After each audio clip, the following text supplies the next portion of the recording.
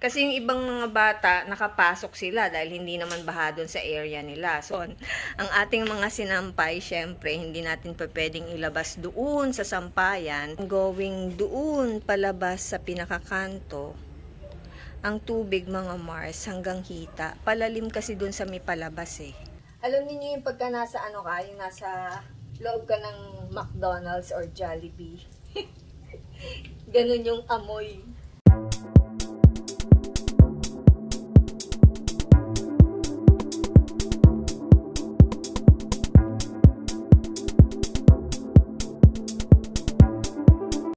Hello everyone! Good morning, Kuya! Morning, May. Kamusta? Okay lang, May. Walang pasok. Ayun, hindi po siya nakapasok ngayon kasi baha dito sa amin. Magmula pa kahapon, today is September 5. So kahapon, in-announce walang pasok kasi nga malalim ang baha. And then ngayon, may pasok na. Kaya lang, hindi ko sila pinapasok kasi hindi kayang pumasok nung service nila dito sa amin kasi malalim ang tubig. Dito sa tapat ng gate namin hanggang tuhod ang tubig baha or hanggang binte. Tapos pagdating dun sa may pinakalabasan, papunta dun sa kanto, palabas dun sa pinaka main road, ang tubig mga Mars hanggang hita. So hindi kaya ng jeep na service ni Kuya Dud. At saka yung tricycle na service ni Liam. Hi, Liam! Hi! So, meron kayong exercises na sinend yung teacher mo, ha? Okay? Okay, so, sinend ni Teacher May mo yung mga activities na gagawin mo daw. Mamaya, tutulungan kita, ha? Tapos, isi-send natin sa kanya, ha? No? Okay, so for now, doon ka na muna magluluto si Mami ng lunch. Magluluto ako ng lunch namin, mga Mars. So, dito talaga sa amin, talagang kailangan meron kang naka-prepare or naka-stock na ulam. Yung mga dilata, lalo na bigas. Yan ang importante. Mga biskwit, tinapay. Okay, so ang uulamin namin for today, mga Mars. Eto, may natira kaming crispy burger. Isang piraso na lang to. Iluluto ko na siya ngayon. Tapos, hotdog. Ayan. And, itong pork katsu. Ewan ko kung alam ninyo to. Ang sarap nito mga Mars. Ano siya? Para siyang chicken nuggets ang dating niya. Pero, pork siya. Basta masarap siya. Gusto nila Liam yan. Nagsaing na ako mga Mars. Ayan. 3 gatang hanggang maghapon na yan. Meron kaming kaning lamig, yun yung ibibigay ko sa aso. O, chill lang kayo ha. May activities ba na sinend sa'yo, Kuya? Wala, May. Tatanungin ko ng mga klase. Magtanong ka sa mga kaklase mo kasi baka merong bring me or bring any projects or things for tomorrow para alam mo yung nangyayari, ha? Kasi yung ibang mga bata, nakapasok sila dahil hindi naman baha doon sa area nila. So tayo, hindi ko na kayo pinapasok talaga kasi ayoko kayong isa palaran na lulusong pa kayo sa baha, anak. No, marumi ang tubig. Baka mamaya sakit pa ang makuha ninyo. Skin disease. Diba? O, ikaw din, Liam, ha? Okay, so dito sa labas, mga Mars, ayan ang sitwasyon. Ang ating mga sinampay, syempre, hindi natin pa pwedeng ilabas doon sa sampayan, sa labas mismo, kasi nga, maulan pa. At ito, mga Mars, ayan ang sitwasyon. Diba? Dito sa may palabas ng gate namin, pag lumabas ka na dun sa pinaka-gate, mga Mars, hanggang binti ang tubig. And then, going doon palabas sa pinakakanto, ang tubig, mga Mars, hanggang hita. Palalim kasi dun sa may palabas eh. So, kanina, sumundo yung service ni Kuya Dud, nag-abang doon sa kanto. Yung ibang mga ka-service niya, lumakad dito sa baha, lumusom sila palabas doon sa pinakakanto sa labas. So sabi ko sa mga anak ko, wag na kayong pumasok. Na lang, magpa-excuse na lang. Piniem ko yung mga teacher nila para i-excuse na muna sila. So, sana magkaroon ng yung pasipsip. Dito sa amin kasi hindi basta lulubog yan tubig na yan eh. Hindi basta huhupa. Kailangan talagang merong pasipsip. Wala kasing dadaanan yan eh. Yan tubig baha na yan. So, pag hindi pinasipsip yan, talagang magi-stuck ang tubig dyan. So, sinisingil bawat residente. Etong mga panambak natin, yung graba, hollow block, tsaka yung buhangin, ginagawa yung daan namin doon sa likod. Kasi nga, ganyan, ang hirap. Ang hirap talaga. Kulong kami, hindi kami makalabas. So, kailangan ayusin yung daan sa likod para meron kaming ibang way pagka ganito ang sitwasyon. Sabi ko sa inyo mga Mars, pagka talaga alam kong may bagyo at magtatag-ulan na talaga, nag-iipon na ako ng pagkain. Kasi, ang hirap eh. Tignan mo, ganyan yung sitwasyon. Dito sa Candaba, marami yung mga binaha talaga.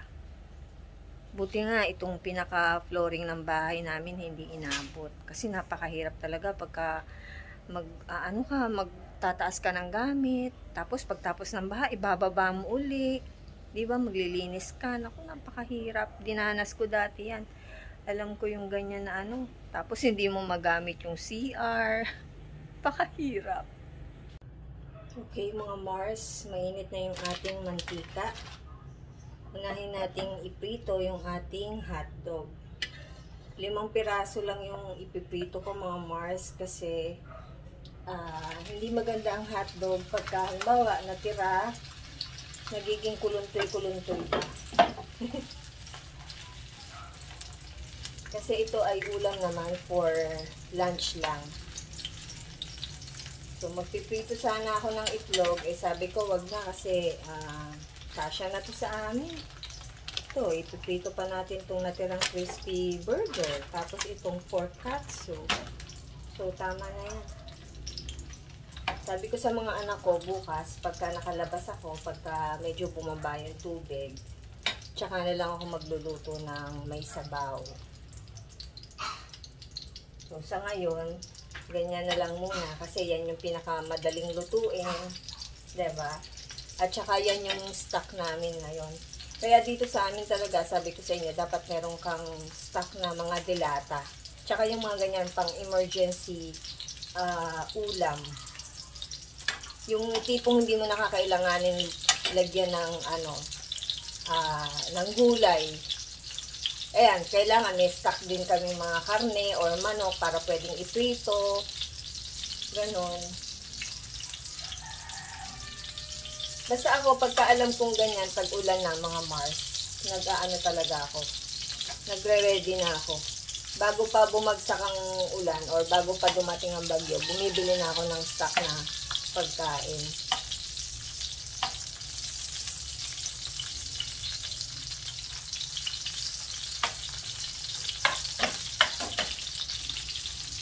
Okay mga Mars, dahil luto na yung hotdog, syempre, aalisin na natin.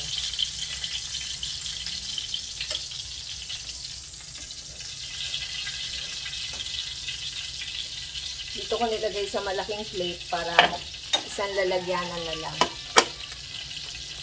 Parang platter ng ulam, diba? So, ito yung ating crispy burger na natira, isang piraso mga Mars. Isasabay na rin natin tong pork katsu para isang salangan na lang. So, ganito siya. Ganito ang itsura naman ito, mga Mars. Para siyang chicken, parang, ano yun? Ayan, diba? Para siyang chicken nuggets. Ayan, ganyan siya. Gusto to nila Dude at Leah. Masarap to, mga Mars. Ayan.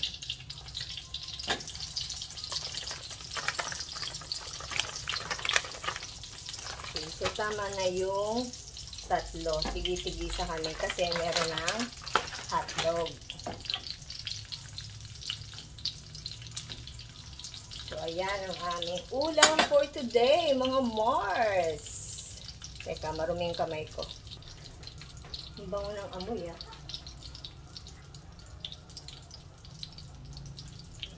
Medyo nilakasan ko ng konti yung apoy kasi sobrang hina naman kanina.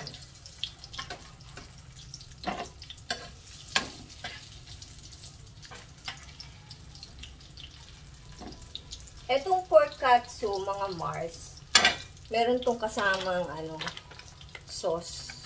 Ayan, hindi tayo in-sponsor ng pork katsu, pero i-flex na natin ng malala.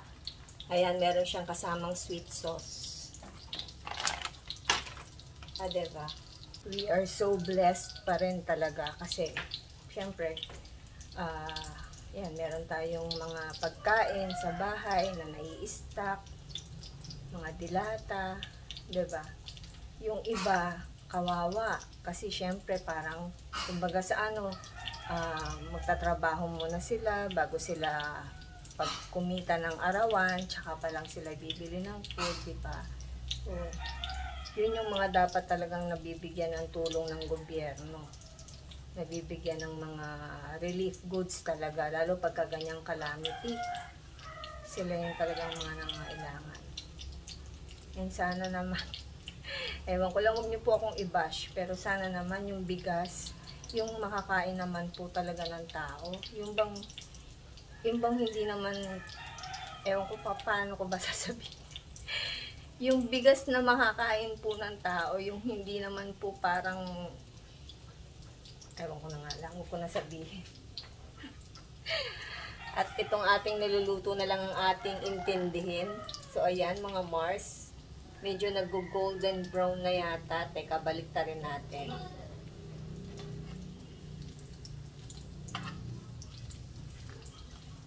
Siyempre, kahit naman ang tao nahihirapan, tao pa rin yan, diba? Pagkain tao pa rin ang kinakain natin. Ang bango ng amoy, mga Mars! Grabe. Alam niyo yung pagka nasa yung nasa loob ka ng McDonald's or Jollibee. Ganun yung amoy. Nakakagutom, mga Mars. Ayan, hininaan ko lang yung apoy. Kasi kanina nakita niyo, di ba, parang meron pa siyang konting yelo. Para hindi mabigla yung pagkakaluto sa labas. Para maluto yung pinakaloob niya. So, ayan ang aming ulam for today, for lunch. Mamaya ako naiisipin kung anong ulamin namin mamayang hapunan. Ayan mga Mars, luto na yung ating ulam for today. Meron akong nireding kimchi. Masarap yan sa usawan ng ating ulam. Dod, Liam, mali na kayo mga anak. Kain na tayo. Hindi ako nagbukas ng bintana, mga Mars. Kain na. Na-pray over na namin yung food, mga Mars. Kain na tayo. Itong dalawang junakis ko, ito kumakain sa harap ko. Ayaw nilang sumama sa aking vlog. Except for Liam. Si Liam, okay, si Liam sumama sa vlog ko. Si Kuya ayaw. Diba? Finish your food, ha? Ito yung ating kimchi, mga Mars. Okay. So, pengi ako ng isang pork katsu. Ayan, ang ating pork katsu. Isasawsaw natin dito sa sauce. Yung pinakakasama niyang sausawan, 'di ba pinakita ko sa inyo kanina. Ito siya, mga Mars. O, tikman natin. Sarap. Ang lasa niya, manamis-namis na maasim na parang may pagka-barbecue sauce. Ganun. Sarap. Nako. Alam niyo itong pork katsu. Pwede mo siyang ipalaman sa tinapay. Para kang kumain ng burger na ganyan yung palaman. Sarap.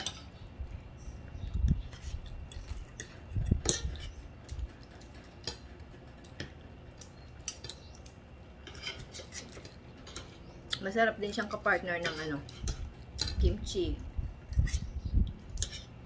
Sarap.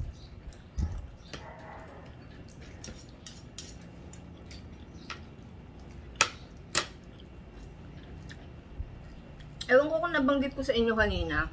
Alam niyo yung baha dito sa amin. Nung nung September Kung hindi August 31, September 1, baha na dito sa amin.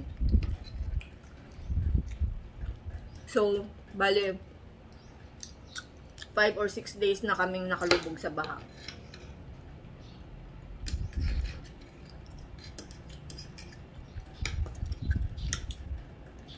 Yun lang ang hirap. Alam mo, may pasok na sila. Pero sila hindi nakapasok kasi nga baha.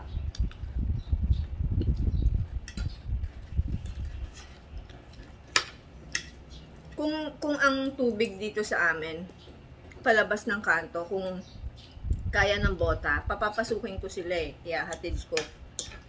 Nakabota. Ang problema, hindi eh. Hanggang hita.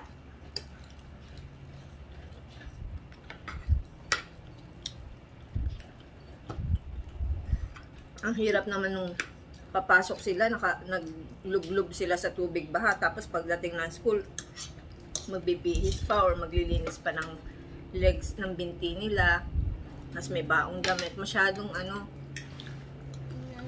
Mom, What? I think everybody having a lot of bread. And then, Wait lang, pakita ko sa inyo, may sinasabi si Liam. Okay, what are you talking about, love? so when I was watching in TikTok, I realized I saw this video. People are having a lot of legs until they're having like these like confettis that are inside these toys. If they have a lot of legs to get their how many likes they wanted, and if they make it, they will the fetty things will like explode out to the pool like that. Are you sure you are talking about like human?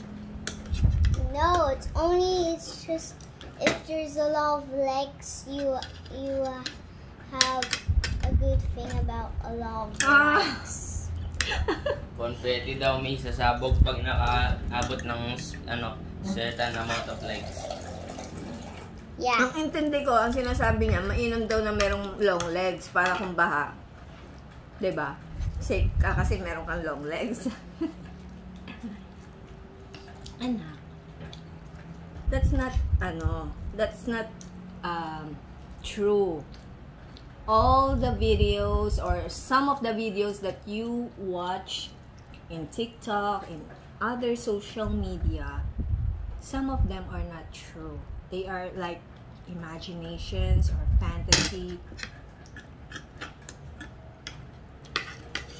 Okay?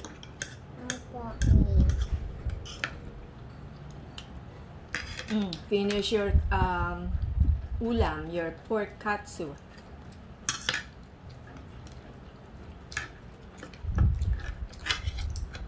Parang nababalatan na naman yung pork katsu mo.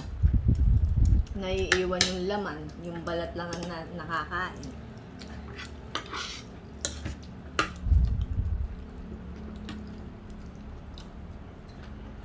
Tingnan yung mga Marso, may natira pang isang hotdog at saka yung patty. Kaya ang mga bata ngayon talaga masyadong sa social media. Masyado silang hook. Pero yan, kagaya niya, nagkikwento siya. Siyempre, sasabihin natin kung yung napanood niya may katotohanan ba yun or parang katang isip lang. 'Di ba? Mga bata kasi papaniwalain Kaya nga yung ibang bata na nakakanood ng mga violenting videos, yung iba, 'di ba? Ginagaya nila or yung iba nag suicidal kasi napanood nila ganon, 'di ba? Meron niya na nabalita 'yan. Mismong pamangkin niya pinatay niya.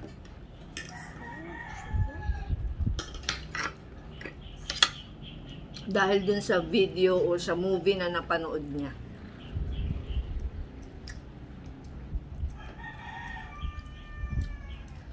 Kaya mga bata naman na yan, mga anak ko. Pagka tinitingnan ko din yung kanilang mga pinapanood.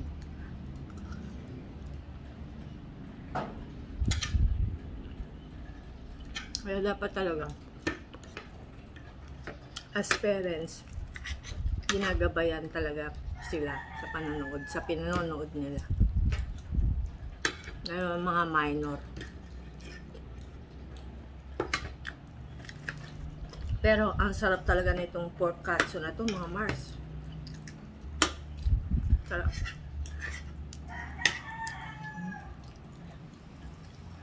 Masarap siyang i-partner kundi sa kimchi, dun sa pinaka-sauce niya. Kasi nga, manamis-namis na, maasim-asim na para siyang barbecue flavor. Sarap. Mga Mars, ang daming homework ni Liam. Ayan, dahil hindi siya nakapasok ngayon, tambak ang kanyang homework. 'Di ba, Yam? Kasi nag-activity kanina yung mga kaklase niya. Tapos, meron pang assignment. So, ang dami niyang dapat gawin. Dapat ayusin. Dapat tapusin. Wow! Galing-galing naman magsulat ni Liam, ah! Very good! Galing ah! Oh, Filipino pa lang yan, ha? Marami pa tayong gagawin, okay? At habang gumagawa ng assignment, si Liam, ako naman ay nagkakape. Ayan, Magic Flakes at coffee. Si Liam, pinag-snack ko na siya muna bago niya ginawa yung assignment niya para syempre meron siyang energy. Diba, Liam? Ano yung kinain mong snack, anak? Mamon. Yeah. Dito kami sa kusina gumawa, mga Mars, kasi dito merong maayos na table. Ayan. Kesa nakasalampak kami dun sa mesala. Ito yung bag niya. Diba? Sige anak, tuloy-tuloy lang. Copy mo lang yan, ha? Marami pa tayong gagawing assignment. Alam niyo mga Mars, sa totoo lang, yung mga damit ko, kasi diba hindi naman umaraw. Tapos doon ko sa loob sa may terrace, diba isinampay. Natuyo naman, pero syempre parang malamig-lamig yung tela, yung mga damit. Pinasok ko na kasi hindi ko naman pwedeng iwanan ng magdamag dyan sa terrace kasi minsan diba baka biglang umulan, maanggihan, lalo pang mabasa. So ayun, nandun sa may sofa, hindi ko pa naititiklop. Ang dami. Ang dami nun, diba pinakita ko sa inyo kanina. Mga decolor. Hindi ko pa siya naitutupi. Inuna ko muna itong assignment ni Liam kasi pag gabi na, inaantok na siya. Siyempre, pagod na ng kalalaro. Kaya sabi ko sa kanya, ang oras ay 4:20 ng hapon. Sabi ko, gawin muna namin yung assignment niya. Mabait naman yan si Liam. Masipag mag-aral yan. Di ba, Yam, no? Sipag niyan. Good job, baby. I love you. You are what? I don't want to talk because when I was kind of slow. He don't wanna talk because he is busy and he wanna finish his work. Okay. Eto mga Mars, yung aking mga itutuping labada. Ayan yung mga nilaban ko kanina, mga decolor. Ang dami, di ba? Ilang araw kasi akong hindi nakapaglaba. So, kanina, di ba, ang taas ng tubig. Ayan, medyo humupa-hupa na ng bahagya. Ayan yung pinakamarka ng tubig baha, mga Mars. Eto, yung basa na yan. So, ayan na yung ibinaba ng tubig. Bahagyang-bahagya lang. Kanina, yung pinakalaylayan ng gate namin, nakalubog pa. Ayan, medyo pantay na dun sa tubig baha. Sana bumaba pa ng konti para makapasok na bukas yung mga bata. Yan yung mga materyales na dineliver nung isang araw kasi nga paayos yung daan sa likod bahay namin. Kasi ang hirap talaga, hindi kami makalabas. Alam nyo mga Mars, sobrang lumot na dyan sa pinakadaan, palabas hanggang doon. Kasi nga, yung tubig na stuck ng ilang araw, almost 5 or 6 days ng ganyan. Sinarado ko yung bintana namin. Dito muna ako pansamantala nagsasampay ng mga damit namin. Kasi minsan dito sa gilid, umaanggi, nababasa yung mga damit. Kaya pag dito ko nilalagay yung ibang mga sinampay. Ayan yung mga semento na gagamitin para dun sa bakod sa likod. Kuya, meron ka ding assignment, anak? Opo. Gagawin mo maya-maya, ha? Opo. At bago ako magluto, mga Mars, meron lang ako sa inyong i-reveal for today's video. Tapos, ayan o, yung papunta dun sa bahay ni Panbu. Binawasan ko rin kasi nga, ayan, palalagyan ko yan ng tungkod para hindi nakahapay na ganyan. So, mga Mars, ang tip ko sa inyo, pagka maggagawa kayo ng lumpiang Shanghai or kahit ano pang lumpia, silipin nga natin yung ginagawa nila uncle sa likod.